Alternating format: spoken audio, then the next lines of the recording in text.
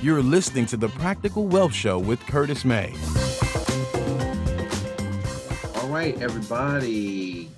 Hope you're having a great day. So I am welcome to the Practical Wealth Show, and I have a great guest for you guys today, as usual, and Mr. Sean Tepper. And so Sean is the founder and CEO of TYKR at TYKR, and he's Ticker. Ticker. Duh. Okay, Ticker. You got it. And podcast host of Payback Time. And so I actually want to let him tell you a little bit of his backstory and what he does, because it's really interesting.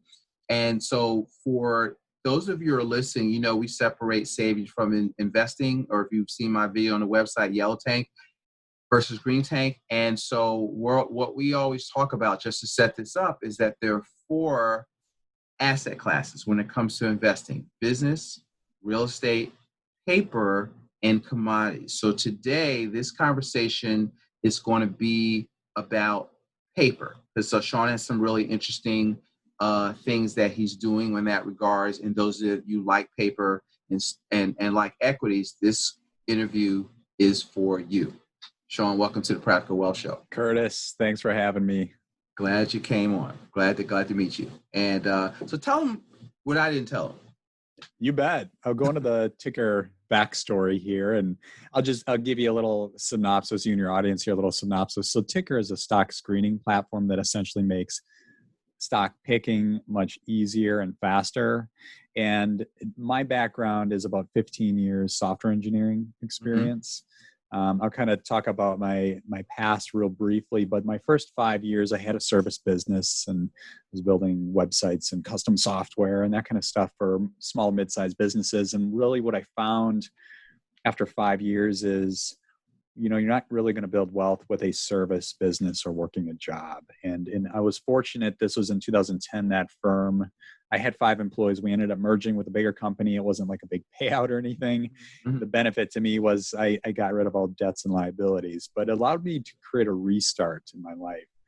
So in 2010, I said, okay, so let's get into investing. And I didn't start in the public market with stocks. I started in the private sector, investing in tech startups. I started investing in tech startups and with the expectation that, hey, I'm going to help build and sell some kind of tech startup at that 10x multiple, because a tech startup, as some of you know, it can sell for 10x, sometimes even bigger, whereas a service business, the most it's going to sell for is maybe 1 or 2x, and that multiple is on EBITDA.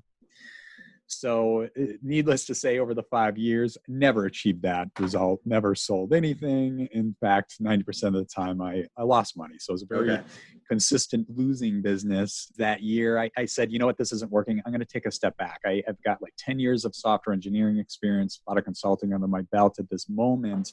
This was around 2015. I said, let's change the game here a little bit and look at the public market. But I took a much different approach than most people. I knew that the guys out there that are making the big bucks, we're talking Warren Buffett, Charlie Munger, David Tepper, Ray Dalio, they make their billions. Obviously, they have businesses, but essentially it's based around investing. But their investment philosophy is not based on emotions or guessing or taking big risks on stocks they don't understand, which means they're using logic. The foundation of logic is math.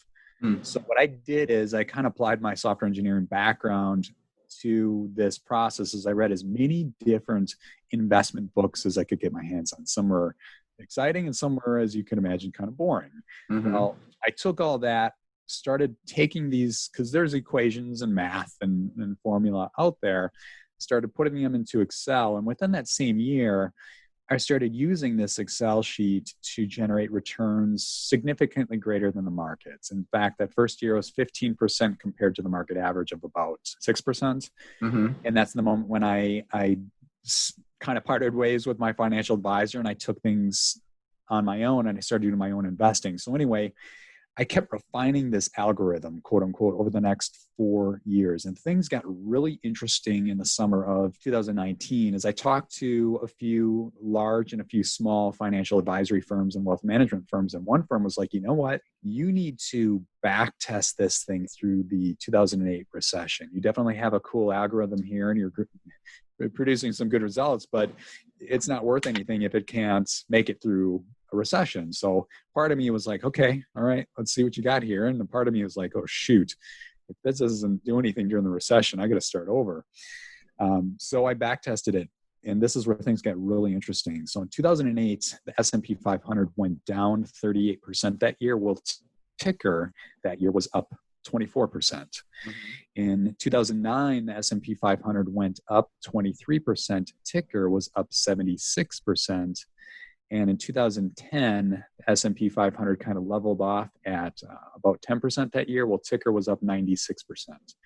So that was the moment when I'm like, okay, I definitely have something here that makes it super easy to find great investments. But I'm going to go a step further and let's just back test 1999 through 2019. So I've got a full 20 years to see what that looks like.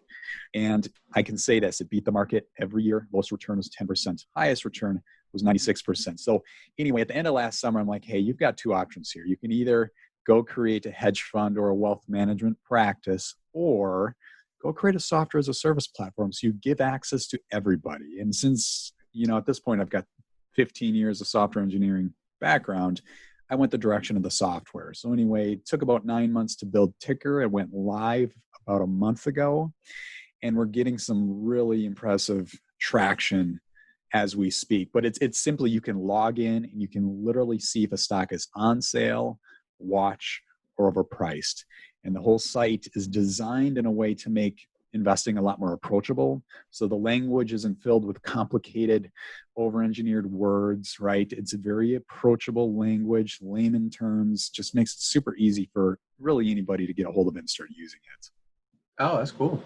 And so, it's interesting. So when you're back testing, I've heard that markets move up, markets go down, markets go sideways. Mm-hmm. And you have to be able to make money in all three if you're an investor.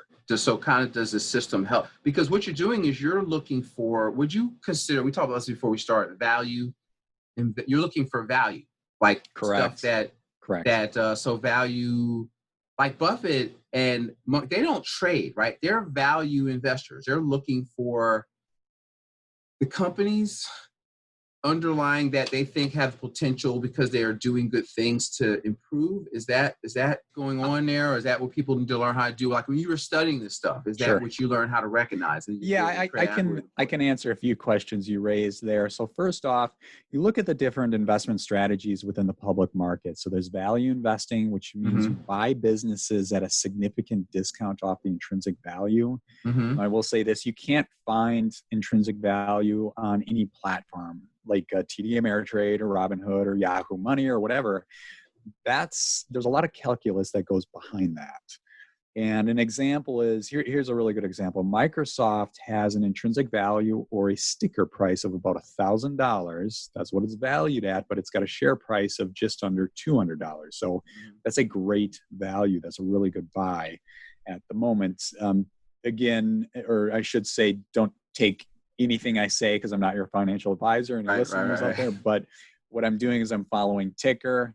If you want a second look, go there. So that's value investing. There's also growth stock investing. Growth stock is looking at stocks that just rapidly grow regardless of the intrinsic value. A great example is Tesla.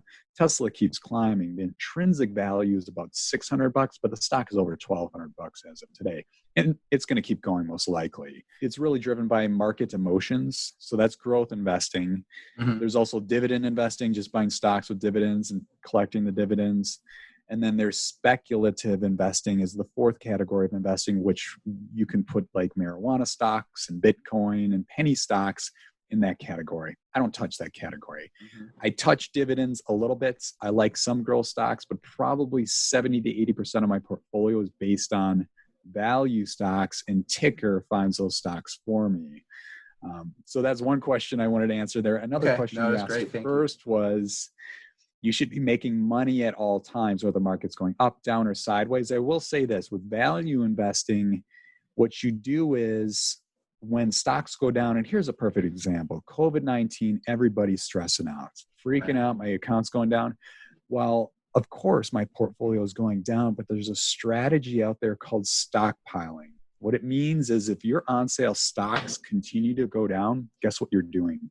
You're buying more, because when that portfolio goes back up, your compounded returns become ridiculous. Like, I'll give you an idea, like my So you want to go shopping when there's a sale on.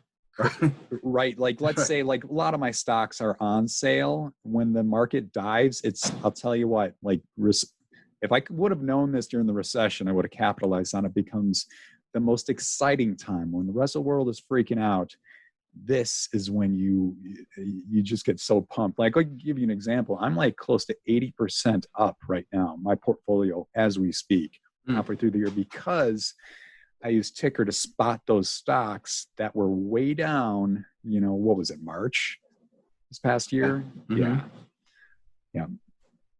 So in other words, I ride it when markets go down, I ride it down, but I just keep buying more because I know they're going to go right back up.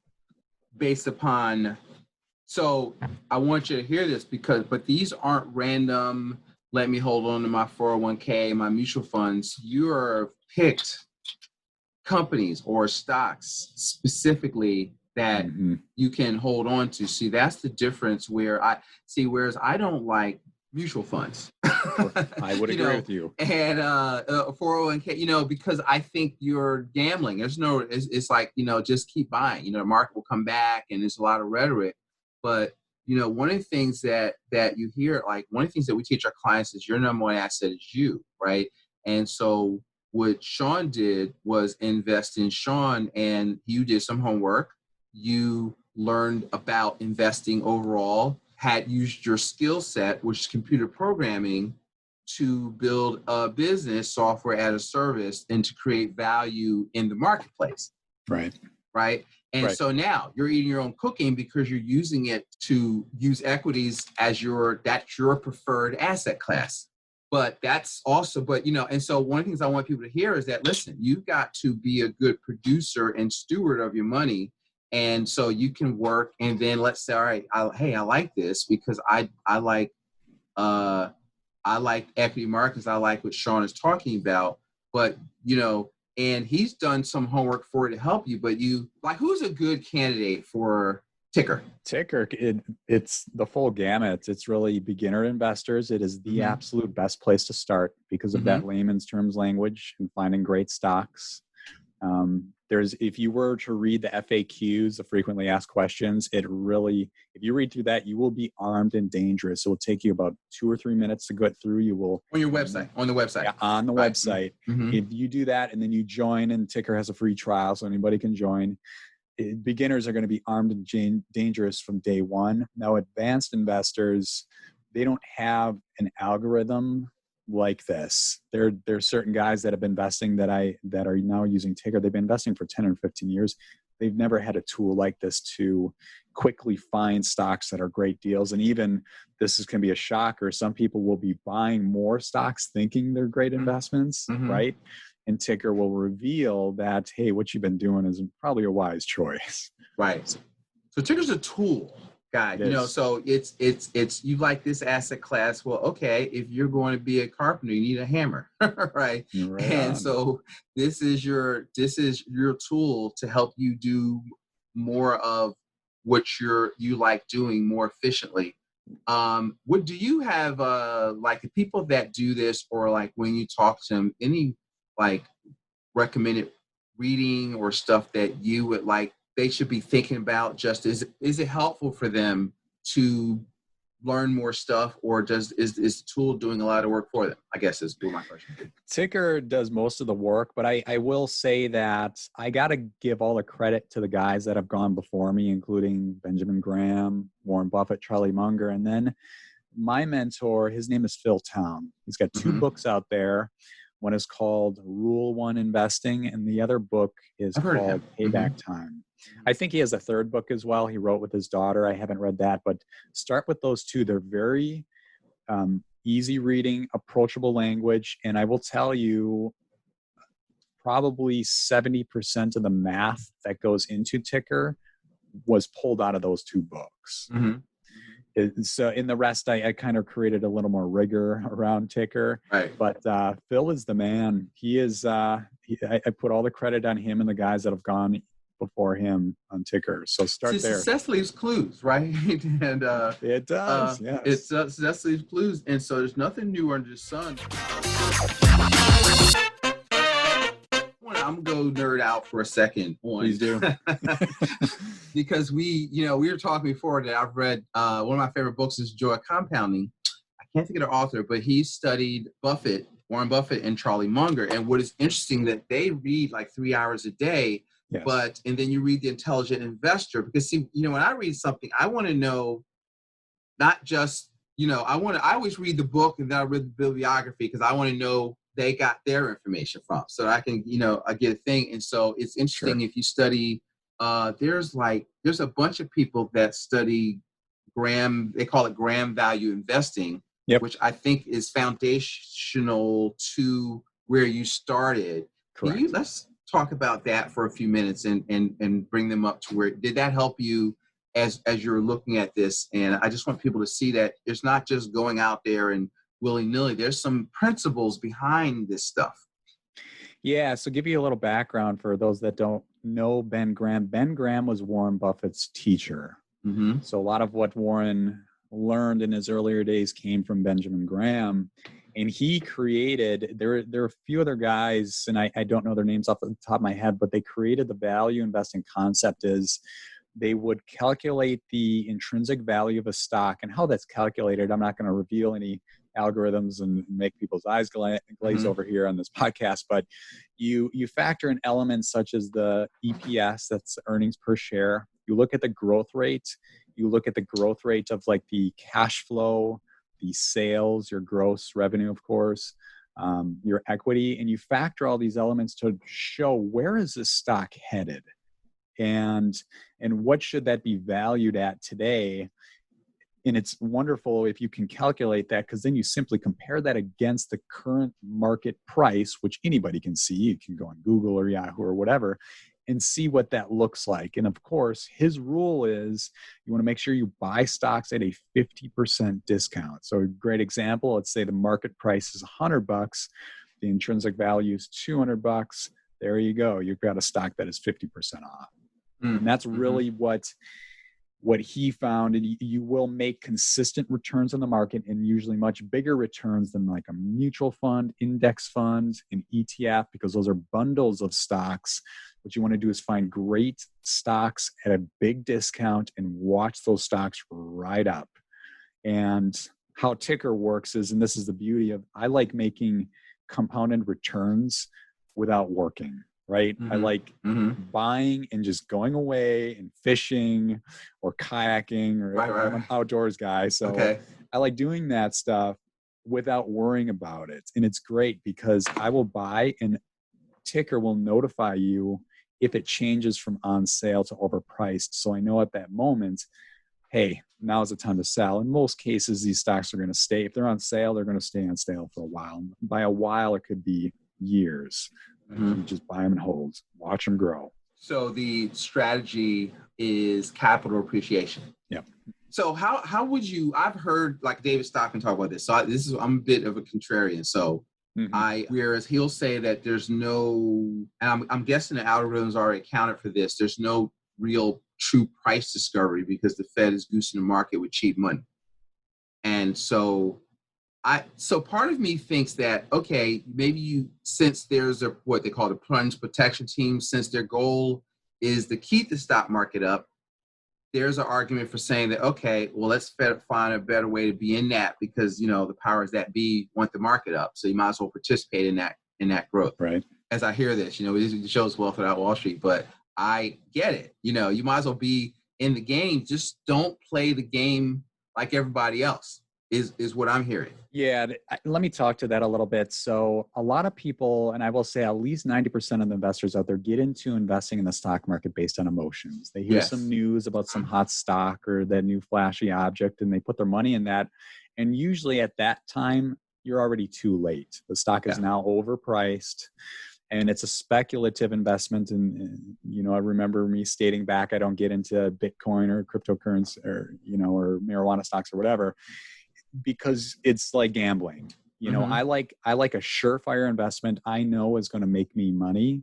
And regardless of what the Fed does, what the market does, whatever, I don't care, because I invest in businesses that have proven themselves that they're going to stay. They've got staying power and they're going to be around a while. It's really based on those principles that, Benjamin Graham, Warren Buffett, Charlie Munger, my guy, Phil Town, it's made them a lot of money. And it's, to be honest with you, it can be boring for people, because a lot of investors out there, they like being busy. They like doing, and they like looking at this and doing that. You got to flip that on its head. And it's the discipline of not doing. It's the discipline of trusting, and knowing that the market is going to continue to go up, because there's some stocks out there that, like right now, they're very boring stocks. Ticker has them on sale. You're going to buy them, and you're going to keep buying them. You're going to keep buying them, and you're going to keep buying them. And that compounded interest over years that's what makes you a ton of money.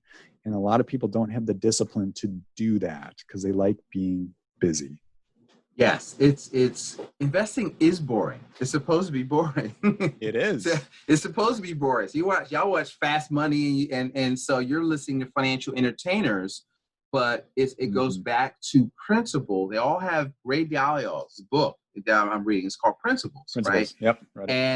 And there are principles. I think that you have to get back to every asset class has certain fundamental things, and success leaves clues. And you're hearing Sean started back with principles and built a platform based on that. It still doesn't absolve you from, reading Phil Town's book or looking at that if you like this asset class. And so here's the other thing I've heard is when you say stocks, but you really are meaning, you said it in the last paragraph of what we're talking about, companies. See, a stock is a representative of a company. So you're buying good companies that are run well, that should grow if they keep being run well. Correct. That's what a stock is. It's a company. And I can talk to that a little bit. So, and this is something that guys like Phil Town, Warren Buffett, Charlie Munger, everybody at that level talks about. You shouldn't look at investing as buying stocks. You should actually be looking deeper and saying you're an actual investor in the company. I will say this, ticker gets you 90% of the way there. Most cases, you're going to make money regardless if you know about the business or not, because I created enough rigor around it. But you should go a step further. And you need to think about, and you may have heard this term, it's called the 4 M's of investing. Tell them. Yeah, I can talk about that a little bit. So yeah, please. There's the 4 M's. 1 M is quantitative, which means it's based on math. The other 3 M's are qualitative. So it's more human decision-making skills. So anyway, the quantitative part, that's what ticker does for you. So it determines that intrinsic value, does all the math. You don't have to do any math. You just log in and boom, there you go. The other 3 M's, this is the fun part, but you need to keep them in mind. And, the first M, to define them, is margin of safety. That's the first. Second is meaning. Third is moat. Fourth is management. So let's go back to meaning. You want to make sure you invest in a business. Like, for example, like I know the tech industry really well, but I don't know pharmaceuticals that well at all. So I tend to steer away from that industry of stocks and businesses. Okay, I've got my meaning down. I know what I'm investing in. Check. Moving on to moat. Moat is beautiful because you want to think about, like, how many competitors does a business have? And you can simply start Googling, and within 10 minutes, you can figure out if it's pretty saturated or not. And you could keep going on and on for hours if you wanted, but it's good to understand how many competitors there are to your business, right? Yep. Now, the last one is, and this is one I think a lot of people overlook, which is management. And you want to be asking the question like, hey, is this CEO like lighting up Twitter and saying things he will regret, which causes a stock to become extremely volatile? Or is it somebody who remains relatively quiet, is somewhat boring, doesn't jump out in the limelight?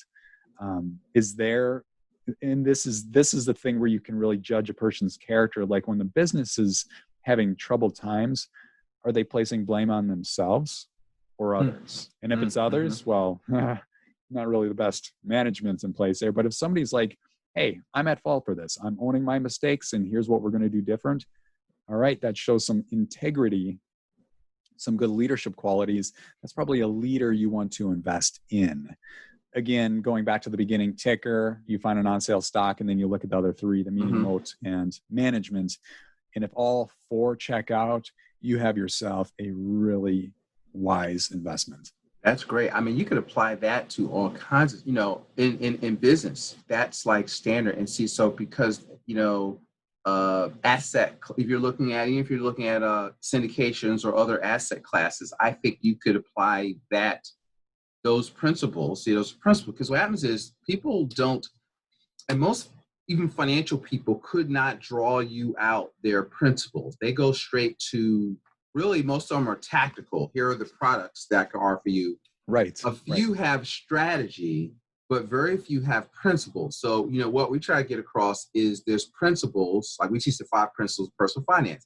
Then there's strategy for savings, for minimizing taxes, and then there are tactics, right? So even in this strategy, I would say, look, my first principle is to save 15% of your gross income because you need liquidity.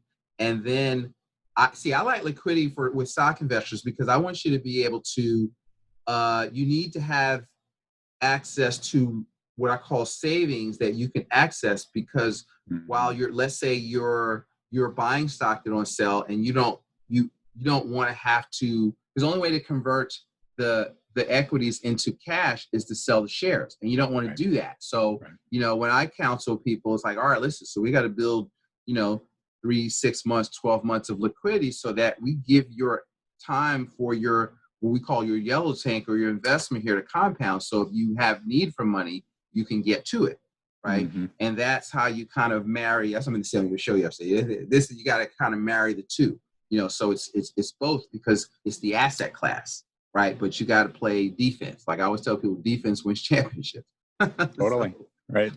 Defense, cash flow management, protection, savings. And now, Sean is your offensive coordinator with Sean, what should I ask you that I haven't? What do you want them to know? A pretty basic question I always get asked is, how much should I invest? Right. And the response I always have for people is, don't think of that as in dollars. And you just hit on it a moment ago, is you should think of it as percentage.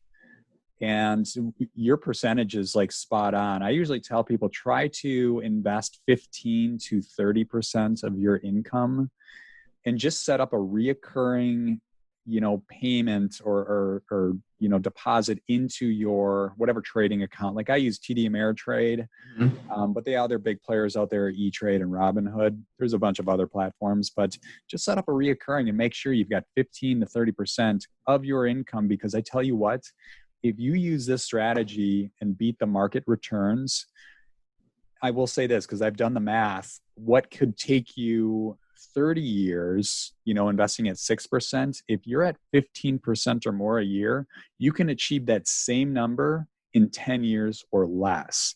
And I tell you what, if you make the decision now, and in 10 years, you're in a position where you could potentially, not guaranteeing this, but you could potentially retire, you're going to look back to your younger self and thank yourself 1,000 times over. I know so many people today who are nearing retirement age, and it's the what if, or I should have, right. I know people talk to me and go, oh, where were you 10 years ago? Where were you 20 years ago? 20 years ago, I didn't know this, so you wouldn't have wanted to talk to me.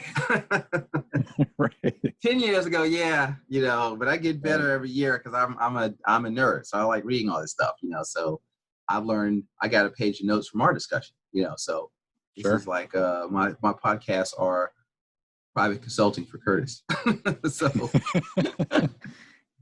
always learning. Yeah, always learning. So speaking of which, I'm gonna start incorporating this. What are you reading? What tell them? I always like I tell people, look, I need you to read a book a month on money.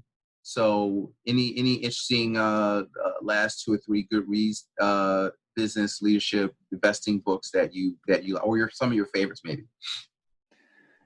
Uh, One or I two of your favorites. Yeah, I'll give you two here. So Dan Ariely, he actually, I believe he's a professor at Duke. You're wearing a Duke shirt now. Mhm. Great personality. He's a total movie nerd like myself. So he peppers his humor into his books, but he is a behavioral economics professor at Duke. And he wrote Dollars and Cents as well as Predictably Irrational. And it talks about both books talk about the psychology of money and the buying behavior of people. It's incredible to see the research he puts in to these books and how you can apply that research to every day. Like, you'll look at it wherever you go, from a billboard to a website to pricing pages, landing pages, and the psychology just makes perfect sense after reading these two books. So I highly recommend. Okay, I gotta tell my daughter to look him up. She's going to sophomore year there, so it's like, okay, let's. I'd love to meet the guy. Yeah, such a character. Yeah. So find his office. Let's drop by. I'm gonna read a book. I say, all right, I'm coming down for a visit, and let's sure. go by and see him. We can get in. What's the best way to reach out to you, see what you got going on, sample, ticker, that kind of stuff. Follow you, your podcast, that kind of stuff. Sure. So ticker it's got a fun spelling to it. It's TYKR.pro. Again, that's TYKR.pro.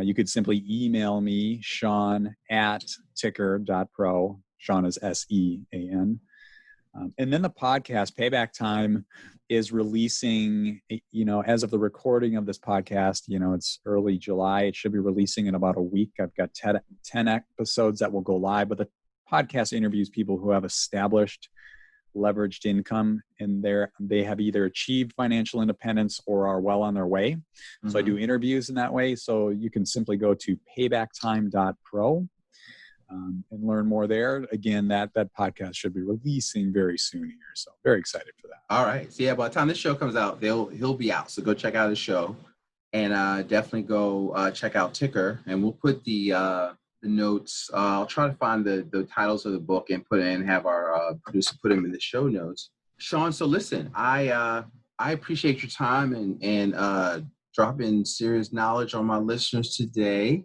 Mm-hmm. And thanks for being on the Practical Wealth Show. Well, thank you for the invite, Curtis. Appreciate it. My pleasure. So guys, go out there and make it a prosperous day, and we will see you next week.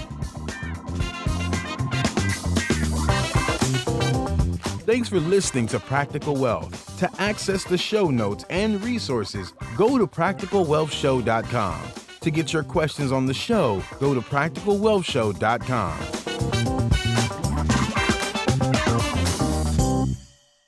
This show is for entertainment purposes only. Before you make any investment decisions, consult a professional. This show is copyrighted by Practical Wealth. Written permission must be granted before